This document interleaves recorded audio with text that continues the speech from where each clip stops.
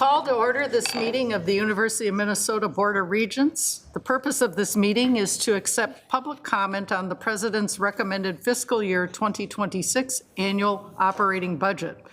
Before we start, I will outline the procedures we will follow today. Today's forum is an opportunity for the university community and members of the public to voice their comments on the proposed fiscal year 2026 operating budget. We welcome and look forward to these comments, but it will not be a dialogue. If you pose specific questions, please do not expect answers or a response.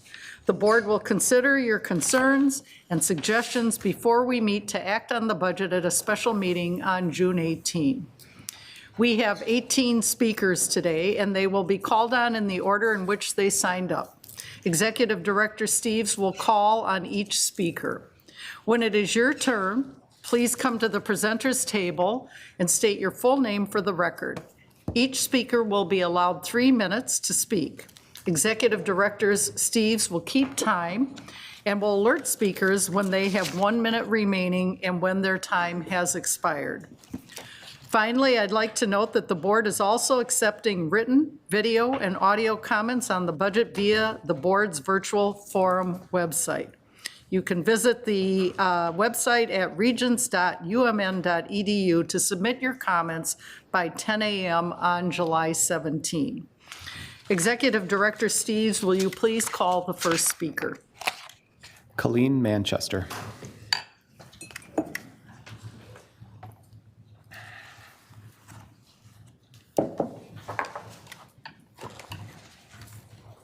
Chair Meron, members of the board, thank you for this opportunity. So my name is Colleen Manchester. I'm a faculty member in the Carlson School of Management, and I was a past chair of the FCC and SCC. The Board of Regents has faced a series of challenging times over the last decades, and particularly a half decade.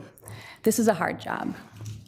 In 2020, the university and the nation and the global community were facing a pandemic and much uncertainty about the future. At that time, the university employees made a sacrifice to take a pay cut to help the university weather that period and keep tuition increases for families and students to a minimum. Not including that drastic measure, the pace of inflation has been rising at a rate of almost twice the size of the pool available for pay increases for the U's employees over the last 5 years.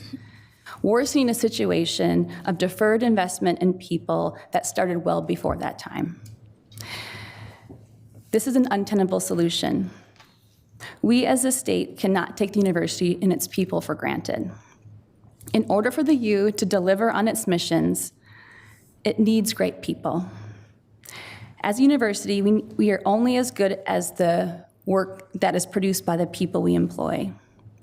We need to invest in our people, and I urge you to support a budget that invests in the workforce.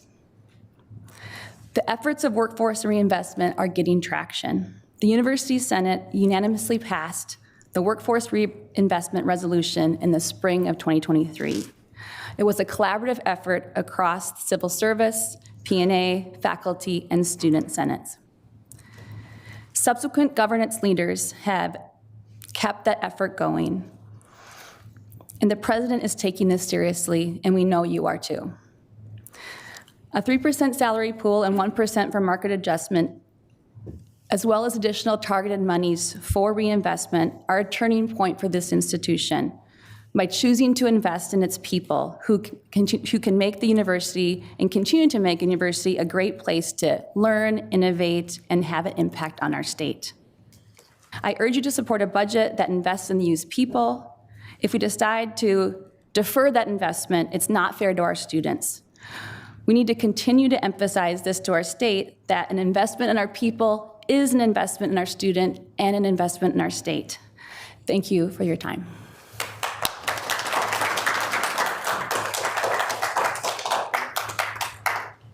Tony Fussy.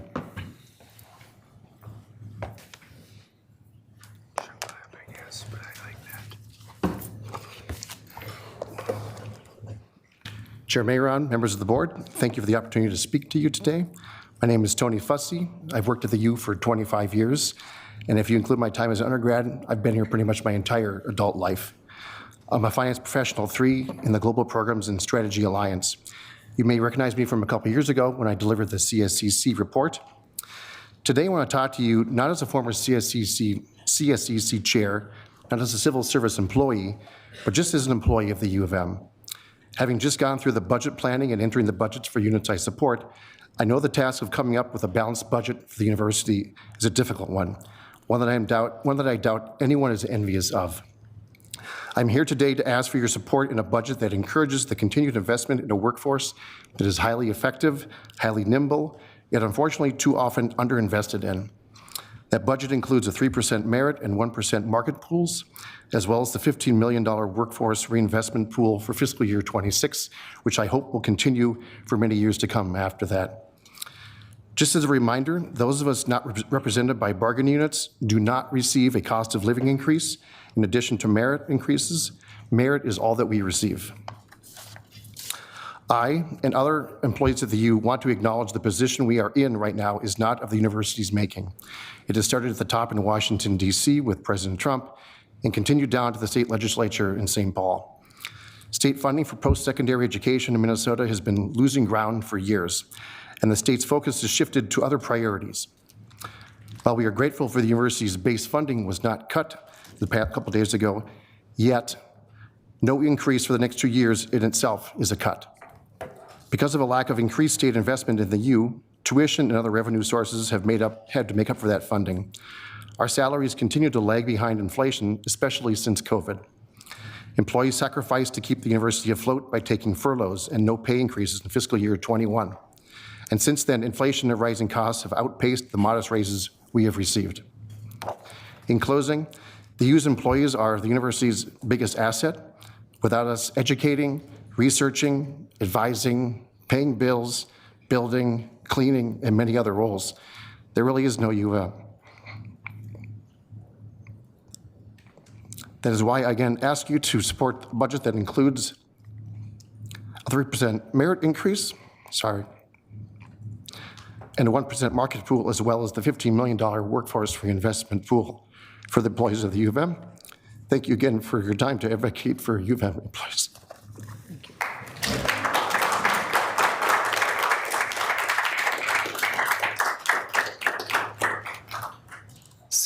Shaksari.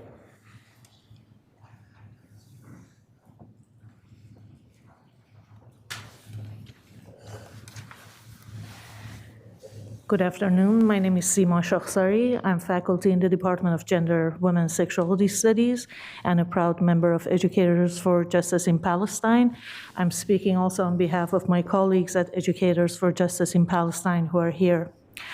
I'm disheartened but not shocked to see that the administration suggests tuition hikes, making education more inaccessible to communities that have historically been dispossessed and excluded from attending the university, while the university boasts about inclusion, equity, and diversity through meaningless initiatives such as anti-Semitism and Islamophobia modules.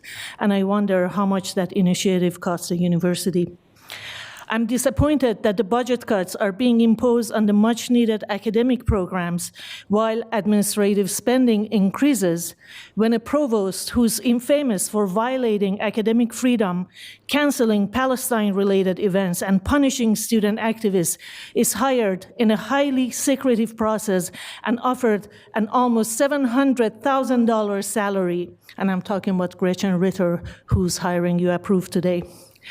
President Cunningham, many of us have seen your photo standing proudly next to the CTO of weapons manufacturing companies such as Lockheed Martin and announcing your plans of expanding so-called national security research and the development of hypersonic aerospace technologies at the U Moorpark on the land that you sold to Northwind. That excitement from the leadership of a university at which I work is painful to watch. I grew up during an 8-year war when hypersonic weapons, including F-14 jets and missiles that killed many of my neighbors and playmates and damaged our house, were sold by the US military to both sides, Iran and Iraq. I was 11 years old when the war started. You know who makes the parts of those jets, President Cunningham? Companies like Lockheed Martin. The horrifying sound of jets and missiles ripping through the air still gives me nightmares decades later. The children of Gaza are experiencing that and a lot more every day. And many of us immigrants and international students who escape wars and sanctions are here because you and the deadly weapons you finance were there. But you don't have to live through a war to know that it is wrong to trade with weapons manufacturing companies that develop and sell weapons to kill all beings and ruin the environment. Unless you are willfully ignoring what the bombs and missiles that Israel drops on the people of Gaza are doing, you're violating the oath you took to save lives. There won't be any national security here or anywhere in the world as long as those who profit from wars continue to make weapons. You want national security, invest in affordable education, invest in these students who are the security we need, not weapons. Stop criminalizing our students. Thank you very much. I appreciate your comments. We're going to move on now to I hope it's not too late to reverse the contract with Northwind. I heard that the region approved the hiring of Gretchen Ritter earlier today. I ask you to reverse that decision. It wouldn't be the first time that an offer made to an employee was rescinded, and I remind you of Rosado. And instead of cutting from academic programs and increasing tuition, perhaps you should conduct an equity review to see why some admins make $1 million or $700,000 salaries, while some staff who have worked at the U for years make $50,000 a year. To answer this question honestly would require you all to recognize that your gross wealth is a product of dispossession, debt, and slow death of everyday workers here and people who are dying from the violence of wars and genocide that you subsidize. Thank you very much.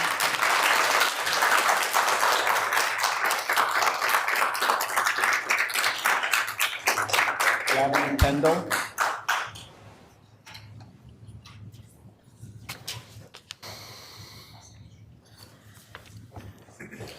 Members of the Board of Regents, my name is Gavin Pendle. I'm a utility worker here on the Twin Cities campus. I sift through all your recycling by hand with 3 of my Teamster brothers at the university's Waste Recovery Center on Como Avenue. I am also a proud union steward and a member of Teamsters Local 320. I'm here to offer our union's perspective on the proposed budget in front of you. In recent weeks, we've received communications from President Cunningham's office that suggest our campuses need to be prepared for cuts to budgets and staffing. We are here with a clear message. Teamsters are not intimidated by fear-mongering and scare tactics around this budget. We know the university can afford to pay its staff a good living wage without resorting to cuts. If the university is looking for areas to cut, they should start at the very top. There are over 5,000 employees at the university who make more than $100,000 a year. In times of crisis and economic uncertainty, the lowest paid workers are the ones who are always asked to tighten our belts. But when was the last time a university president or coach took a pay cut? When was the last time a university administrator was laid off?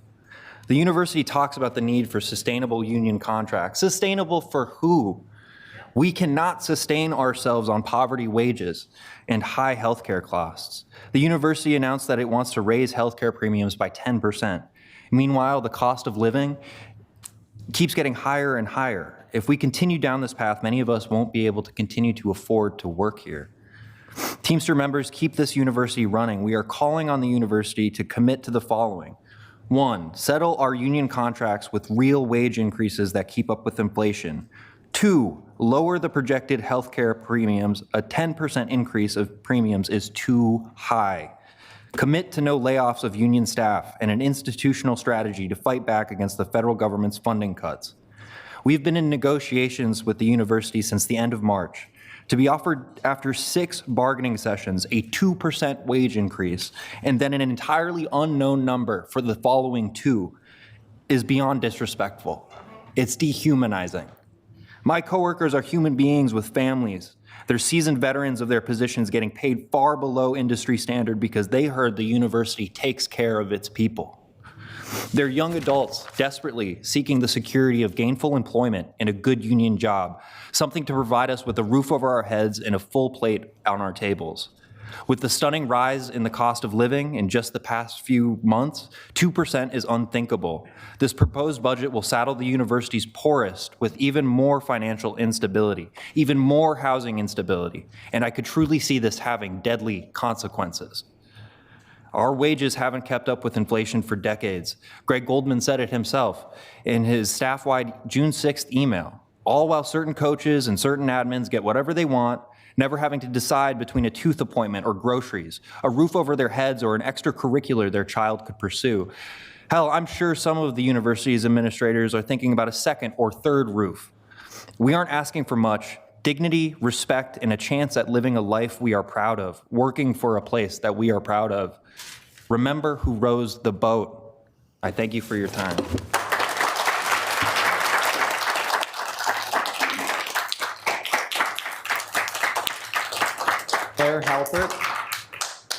Claire Halpert.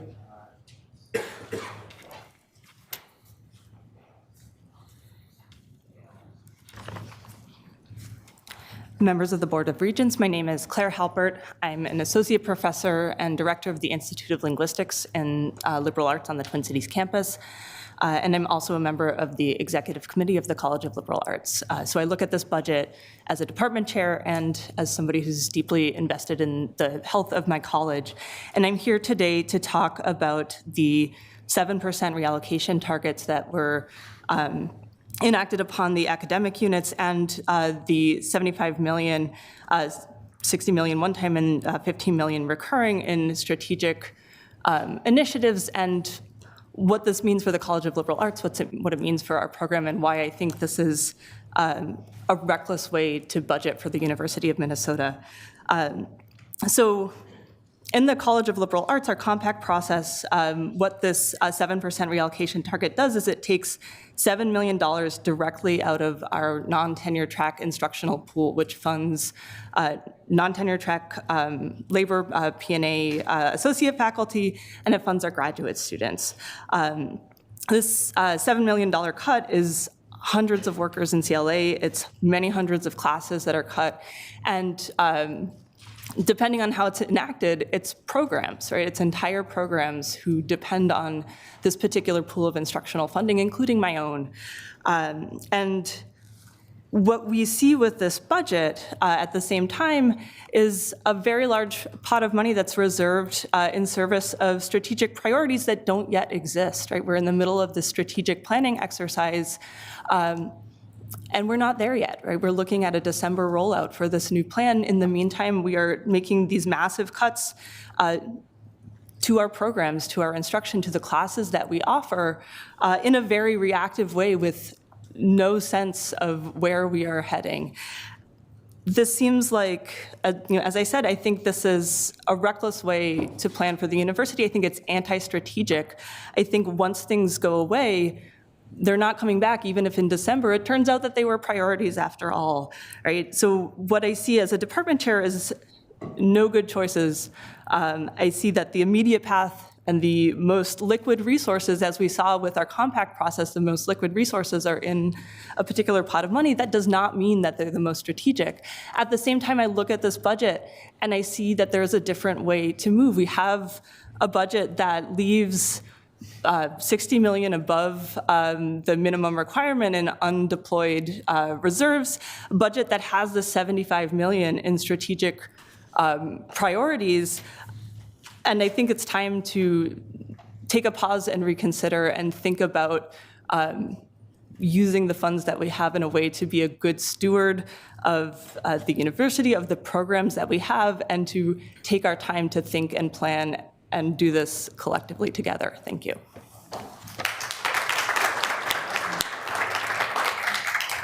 Nora Livy. Nora Livy.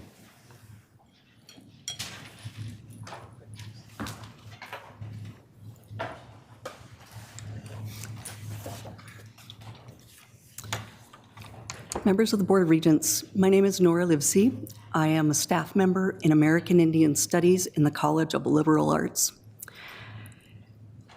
I think that President Cunningham's proposed budget reflects an abdication of her responsibility to make difficult choices about the future of the university, and it demonstrates an abandonment of the university's ethical obligations. Let me explain what I mean. The unusual and extremely short time frame for these cuts, along with the administration's directive to make across-the-board programmatic cuts, squeezes small departments out of existence. It allows the president and the board to avoid responsibility for making those curricular cuts and shifts the blame instead onto a newly hired CLA dean and unconsulted departmental chairs. After more than a year as president, Cunningham understands that the majority of the university's ethical obligations to important cultural and community connections, these are carried forward by small departments in the College of Liberal Arts. For instance, when the University of Minnesota touts its efforts at building a better relationship with tribal governments throughout Minnesota, the president knows that a lot of these efforts are built on the shoulders of the Department of American Indian Studies. American Indian Studies has been severely under-resourced for decades, and in launching its newly approved PhD program this fall, the department's already at the outer edge of its functioning. Currently, we have 1.5 FTE, tenure-track faculty. We have no graduate program coordinator.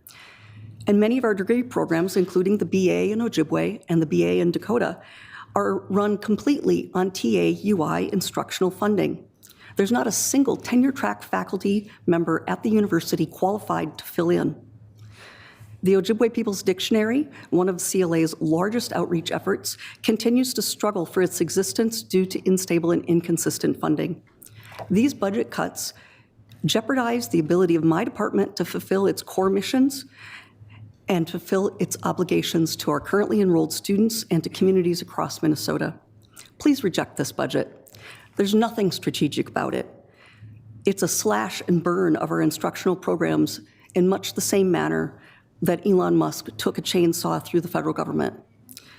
Should the fiscal situation require extreme cuts, I ask that you direct the president and her administration to develop a budget based instead on transparency and strategic decision-making in consultation with shared governance bodies.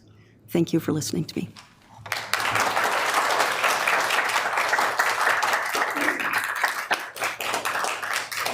Gallipe. Michael Gallipe.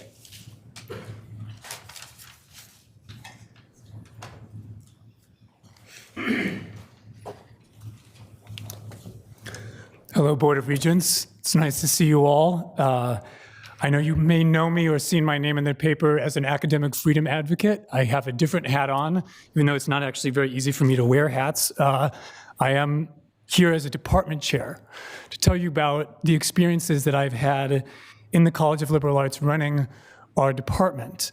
And I think Nora's point about American Indian Studies is really important. We look at this budget in its essence. The 7% reallocation target is too high. When you cut 2%, something like 2, maybe 3%, we're talking about efficiencies, we're talking about certain forms of marginal improvement and maybe canceling classes that have low enrollments. 7% has disastrous consequences, right? 7%, we can't just easily lop off a department because we've been through 3% cuts over the years, right? So are we not going to have an American Indian Studies department? Is that something that the Regents would do? I would imagine that's not anything that the Regents would want to consider, right? So we're now up against what we have to do is essentially fire hundreds of adjunct instructors. And at a state university this large, 40% of our instruction is done by people who are adjuncts, who are on yearly contracts or 3-year contracts. And my job as chair is I'm always trying to make their jobs a little bit better, right? They teach 6 classes a year. They're paid maybe $55,000, $60,000. I'm trying to get them that 3-year contract so they can be involved in curricular planning, right? So they can feel like they're genuinely included. And the most tragic part about this is that we're charging our students more, and yet in their core liberal arts classes, they're going to have higher class sizes. They're going to have TAs with increased workloads. They're going to have exhausted and stressed out teachers. This is not a small number of instructors. This is 40% of the student credit hours in the College of Liberal Arts. And we are looking at this 7% reallocation in the College of Liberal Arts, because we have tenure line commitments, this 7% reallocation, it translates to a 20% cut in this instructional budget. Now, a 20% cut in a comprehensive flagship university that has social sciences, arts, we don't want to lose a music department, we don't want to lose a theater department, it means we have to fire hundreds of instructors, and our students will lose. And so even though I think there's lots of interesting and worthy things in this budget, definitely the workplace reinvestment is super important. It has way too many unspecified resources centered in the president's office. Yes, we need to have a strategic plan, but state law only requires us to hold 30 million in reserves in the president's office, and having something closer to 90 million seems excessive when merely 7 million could ameliorate this massive labor and tuition student problem that we have in the College of Liberal Arts. And I know that I'm not the only college. I know the College of Design is also dealing with something like this, but I'm here as a chair to communicate some of the downstream consequences of this budget. So I hope you'll reduce those reallocation targets to something closer to 2 or 3%. Thank you.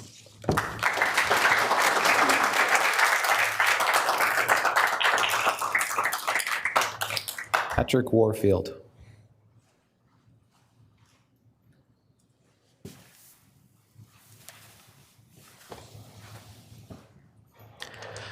Good afternoon, and thank you for your service to the state and to the University of Minnesota. My name is Patrick Warfield, and I'm the director of the School of Music here on the Twin Cities campus, which is part of the College of Liberal Arts.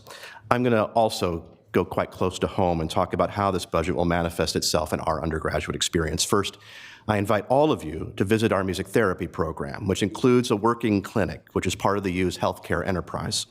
We currently have about 30 undergraduate students in that program, and we enjoy a 100% placement rate of those students, mostly here in the state of Minnesota. Our graduates provide support for those on the autism spectrum, oncology patients, pediatric patients, individuals in hospice care, and adults with Parkinson's disease. But due to previous cuts, we have only one tenure stream faculty member in music therapy, which means the rest of the curriculum is delivered by area professionals. This budget mandates that we massively and immediately cut our ranks of non-tenure stream faculty. Here's a program that improves the lives and contributes to the state's economic future. These cuts put it at risk. My second story.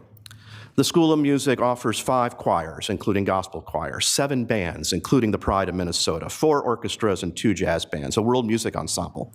All told, we serve about 2,000 students from every college and virtually every major across campus.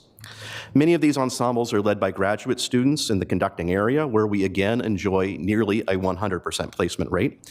And last year, these ensembles were featured in the Minnesota Daily, where students noted that they were a big part of the reason they chose to come to the U, and a big part of the reason they choose to stay.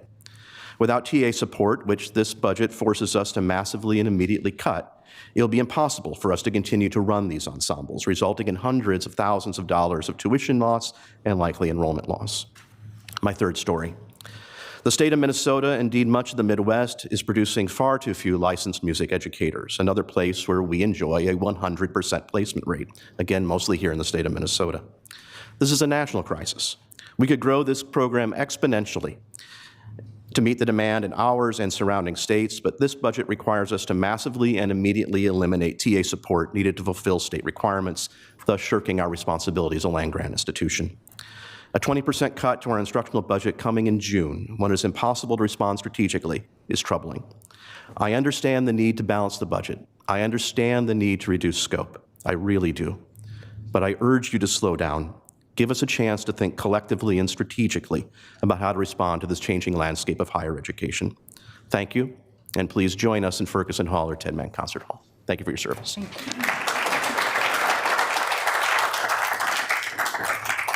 Mark B.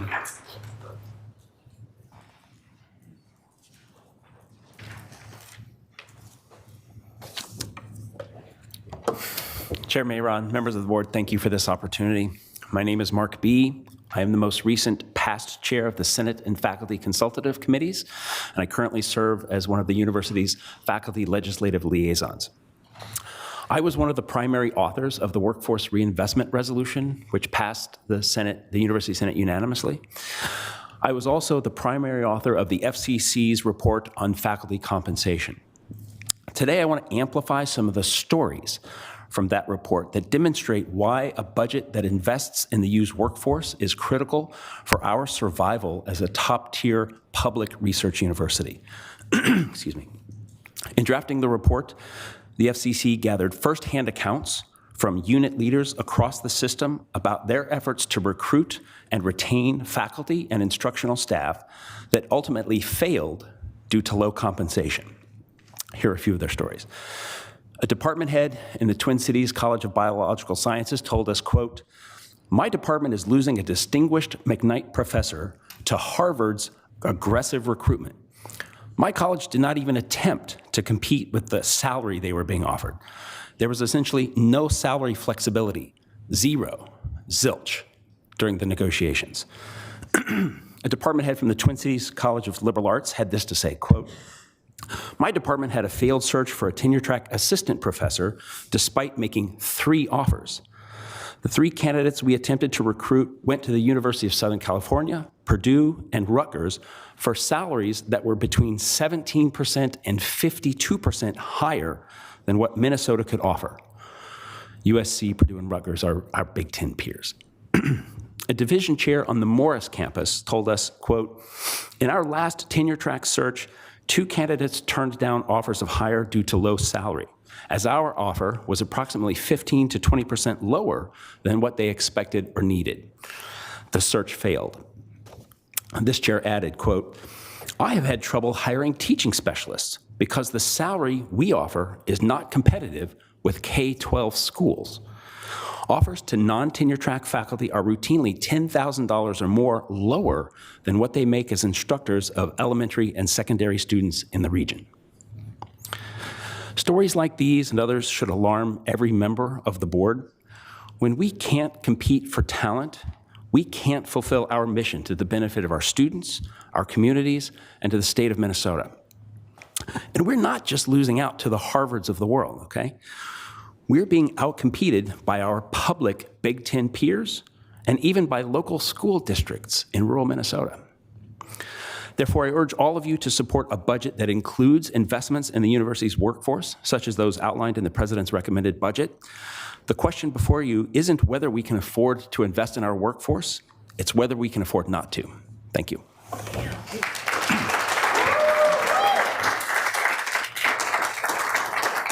Dowd.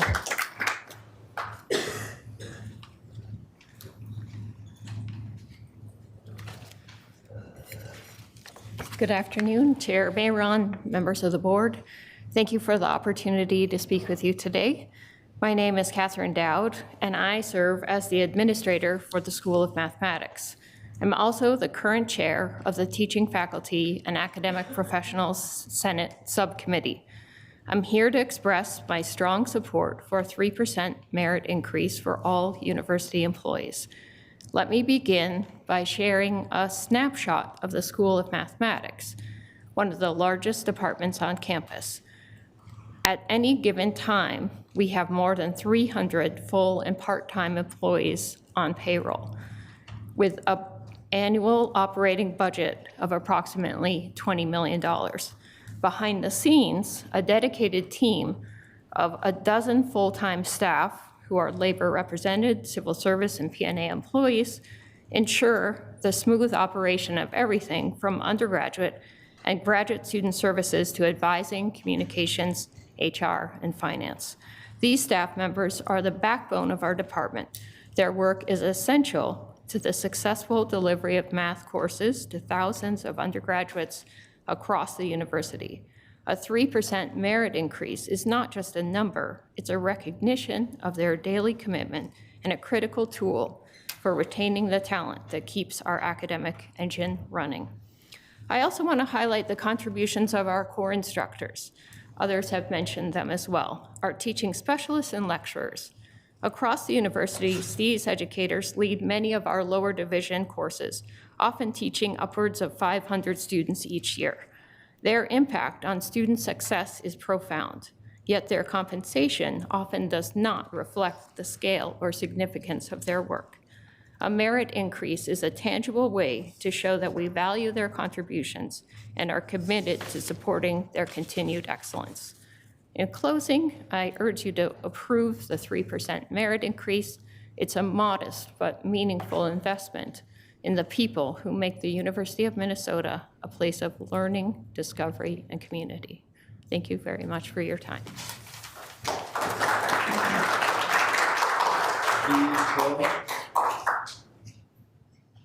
V. Hill.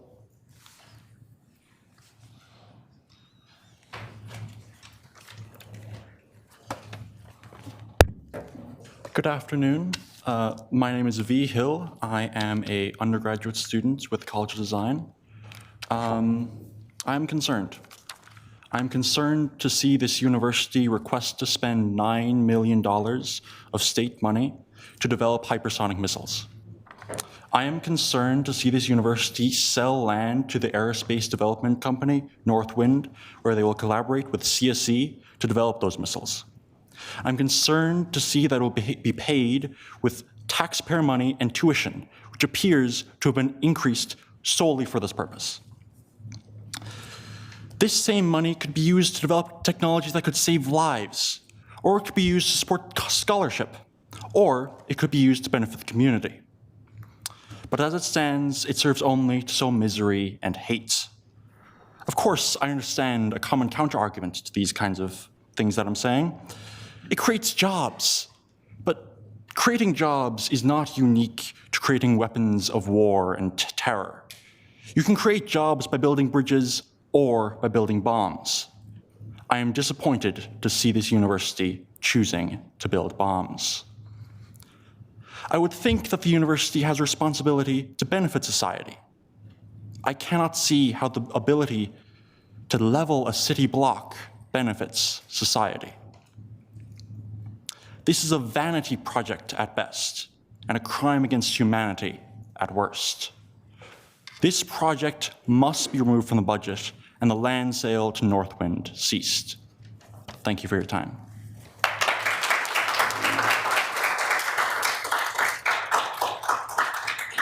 Shay Ross.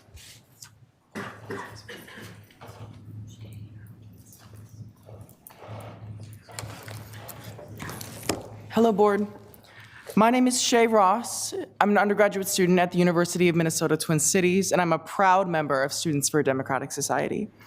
Last month, the Board of Regents moved forward with the proposed deal with Northwind, an aerospace company.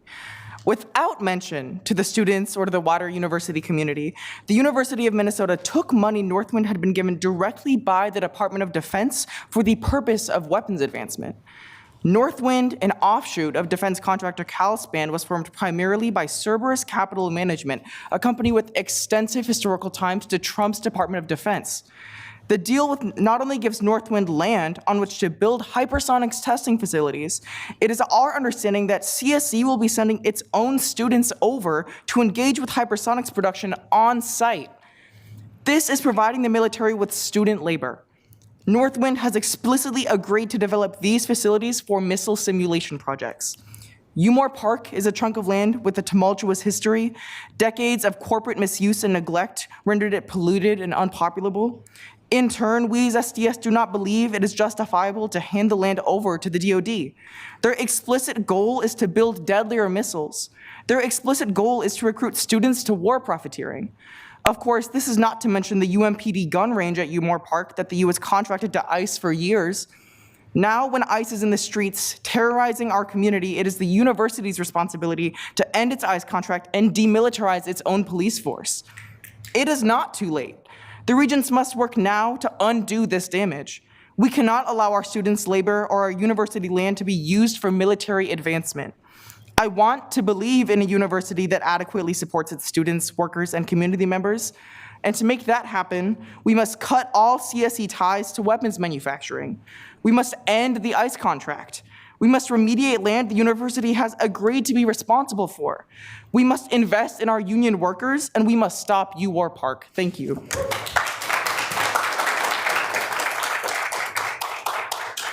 Britt McLean.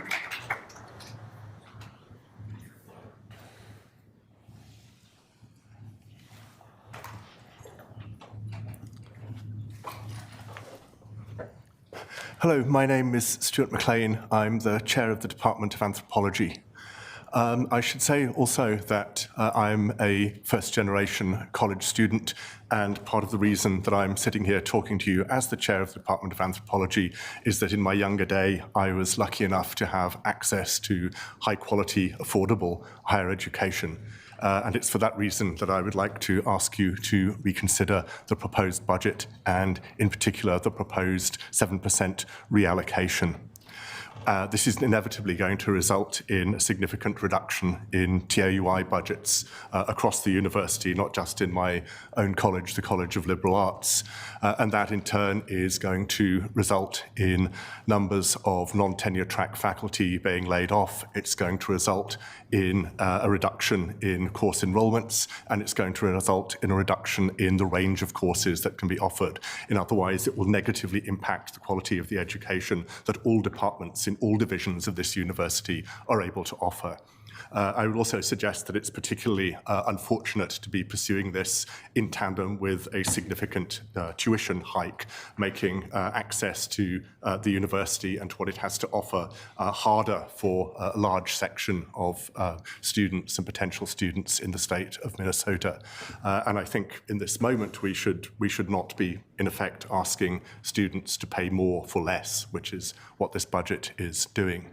I'd also question whether it's necessary to assemble quite such a large centralized pot of reserves in the name of strategic priorities that have not yet been specified or set out. So again, I would like to urge that there be a return to the table, that this be reconsidered through consultation and discussion with institutions of faculty governments, and that perhaps an alternative and more equitable set of solutions can be arrived at, which allow the university to continue to offer a high-quality education and to remain accessible to as broad a constituency as possible. So for all of the above reasons, I would like to urge you to revisit and to reconsider this budget. Thank you. Max Vast.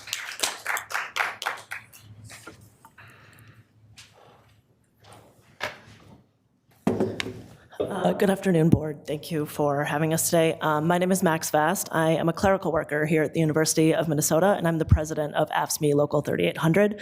Our union represents clerical, technical, and healthcare workers here at the University of Minnesota. I'm here to represent the deep concerns that our members have about this budget being presented today. Our members are hardworking and we love our jobs. Our members make nearly every single office at this university run. We care for your pets in the Vet Med Center. We clean Minnesota's teeth in the dental clinics. We set up labs so that students can learn. We are graduate program coordinators. We make the libraries run. And importantly, we are often the workers at this place that University of Minnesota students report feeling the most like. AFSCME workers here work here on purpose because we believe in public education, they believe in our students, and they believe in the promise of what this institution means for the state of Minnesota and for this global community. Right now, though, people in every single job class in our union are scared to lose their jobs and are mad at the decisions that this institution is making. Listen, we are empathetic to the political and financial situation at hand. We too are terrified by the myriad attacks coming down from the federal government. But we know that capitulation to the demands of the Trump administration will not save our funding, and it will not save this institution. Decisions like partnering with fascist organizations like the Anti-Defamation League, selling land to weapons manufacturers like Northwind, arresting students and staff who are standing in defense of Palestinian lives, and replacing one democratic and anti-free speech provost with another will not save us. We, members of AFSCME, will not stand for the efforts of this administration to balance the budget on the backs of workers and students. We see right through your false connection between living wages for staff and tuition increases for students. Pitting us against each other has never worked before, and it will not work now. This university does not have a budget crisis, it has a distribution crisis. The issue is not a 2 or 3 or even 6% increase for 2,000 people making $55,000 a year. The issue is that the number of VPs has ballooned to a whopping 12. The issue is that we have over 1,000 administrators, not faculty, not people who teach, who make more than $130,000.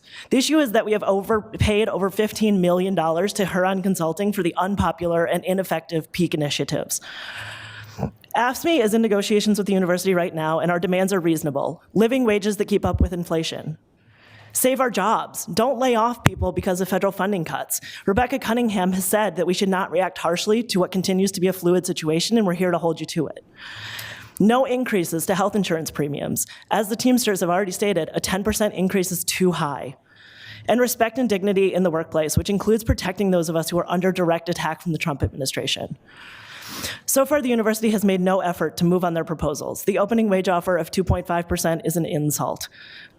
We call on the board today to reject this budget and try again.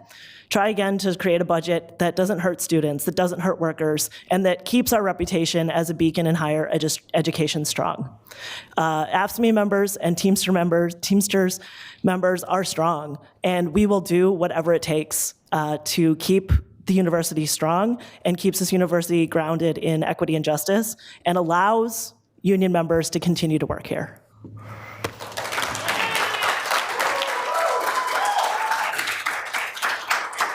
Christina Gallop. Christina Gallop.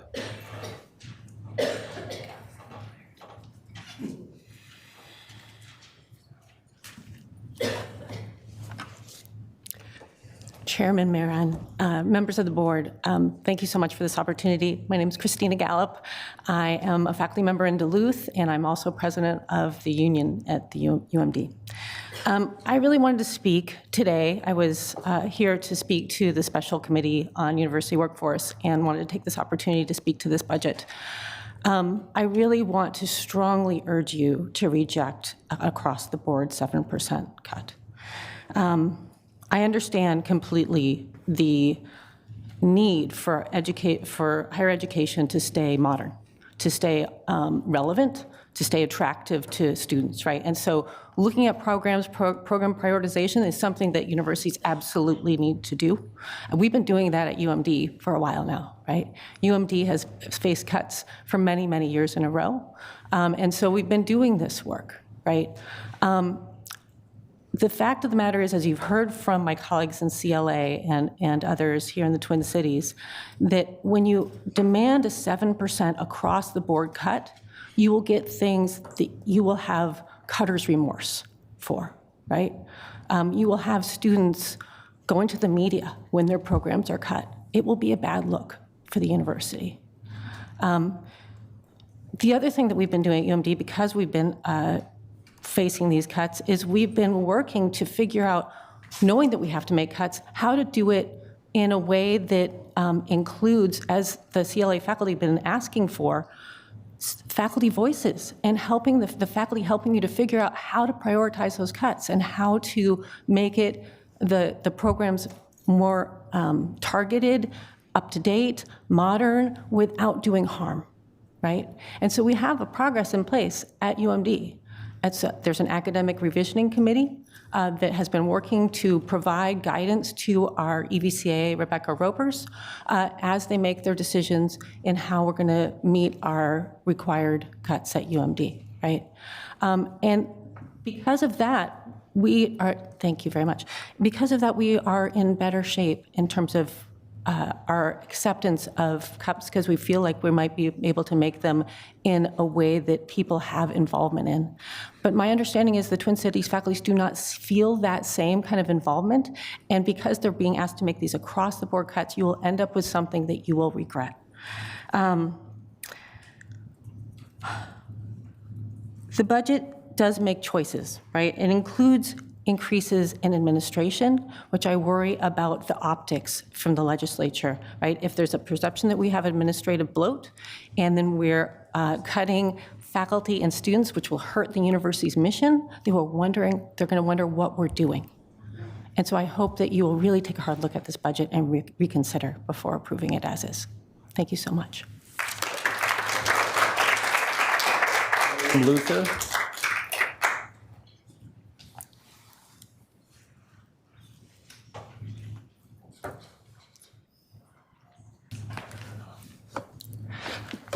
Good afternoon, Chair, Regents, and President Cunningham. I'm Will Luther. I'm a student at the University of Minnesota Twin Cities, and I'm here to discuss the 6.5% tuition hike and 7% across-the-board cuts to our colleges. This budget proposal not only puts a bigger burden on the already financially strained students, making the University of Minnesota the second most expensive Big Ten university for in-state students, but it also turns the cuts to needed student programs and faculty. In addition to that, the university also is funding salary raises for administrators that could be well used, especially for students. I'd like to ask the board to reconsider the budget priorities in this budget, making sure that students do not feel the 6.5% pain, especially the students who are desperate in need, especially from cuts from not only the federal government that are impacting, such as cuts to the Pell Grants, complete elimination for Pell Grants for working parents who are students, and also the state $250 million shortfall that the state has cutted the state grant program down to, especially for those students who are not meeting the North Star promise, but also are on the edge. Having a 6.5% tuition increase is going to put them more in debt. Students are going to come out of here with 30 years, 40 years of student debt if this tuition increases continue. And it also brings me to the second point that I understand the University of Minnesota is facing cuts from the federal government and also a streamlined and also no raises in the state appropriations. And that's because the University of Minnesota continues to raise student tuition, even despite getting new state money. I know it's before President Cunningham came onto the board, but the university still raised tuition despite receiving $1 billion more in state funding in the fiscal year 2023-2024. And so I'd ask this university to reconsider its budget priorities, reconsider and making sure that students can afford education at the University of Minnesota. Thank you.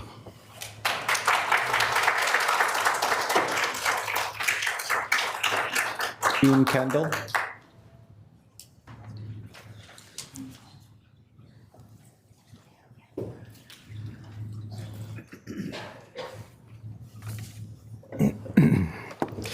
Members of the board. First of all, I'd like to say thank you to Ari from the Multiracial Student Union.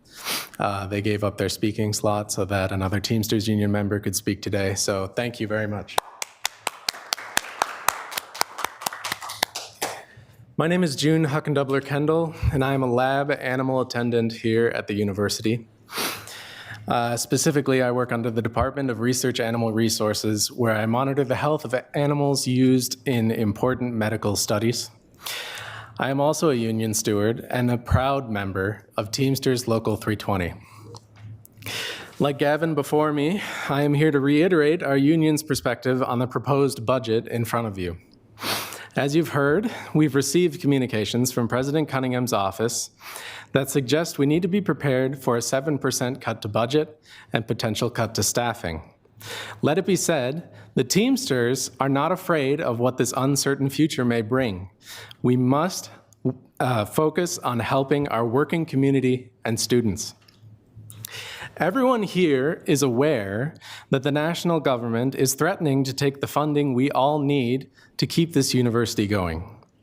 But shouldn't that suggest that we're better off strengthening our existing services instead of taking the riskier route of continued expansion while cutting critical staff?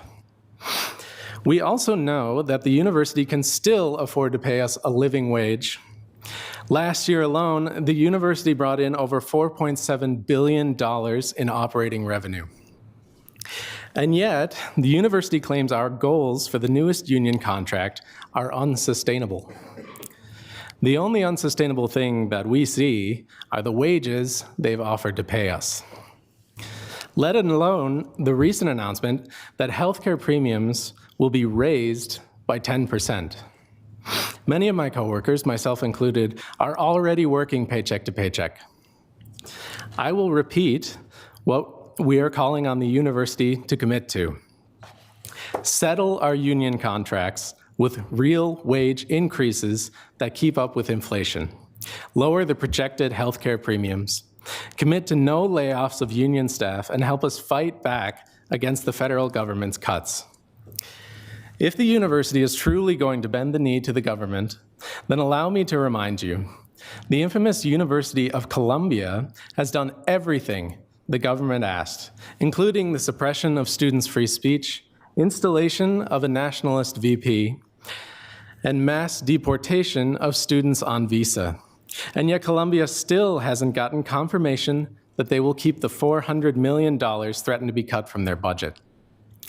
If this is really the direction our university chooses to go in, then we Teamsters will not take it lying down. Thank you.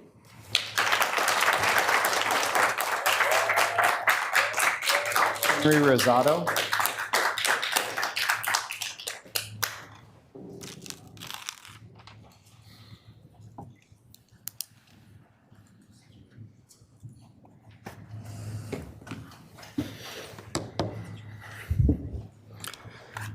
Regents of the University of Minnesota.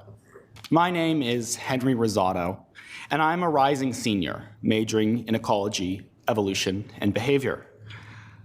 I want to thank you first for providing me this opportunity and my peers this opportunity to share our perspectives on the budget. This is the kind of transparency and openness that is key in such a critical moment as this. This evening, I speak as a student, as president of the Ecology, Evolution, and Behavior Club, and as a representative of my many peers who were not able to speak today, including Charlie and Ari from the Multiracial Student Union behind me. As President Cunningham and others have already noted in communications with the university community, this is a uniquely challenging time in higher education. It is in these moments of crisis that can provide us clarity and bring out the best or the worst within us as individuals and institutions. Unfortunately, myself and many of my peers have been very disappointed in how the university is responding to these challenges. By increasing tuition at rates far above inflation, while threatening to enact 7% cuts, the university is showing its disregard for its mission to ensure accessible, world-class education for its undergraduate and graduate students. I ask you to reconsider these increases along with the associated reallocations that will wall off opportunities for students like myself. And I ask that you prioritize finding creative ways to make higher education accessible for all, even in the face of those in Washington, D.C. and elsewhere who are trying to close the doors for me and for my friends. Additionally, the university plans to sell Umore Park to Northwind for the development of hypersonic missiles, as many speakers before me have mentioned. These missiles are weapons of war that may well be used to kill students, such as myself, in other countries in the future. Again, I ask you, with my heart, to reconsider this decision and think about whether it aligns with the University of Minnesota's mission to promote knowledge and well-being for its students in the wider community. Thank you again for letting me speak before you today, and I hope you will have a chance to reflect on what the university and its students ultimately need from you. Thank you very much.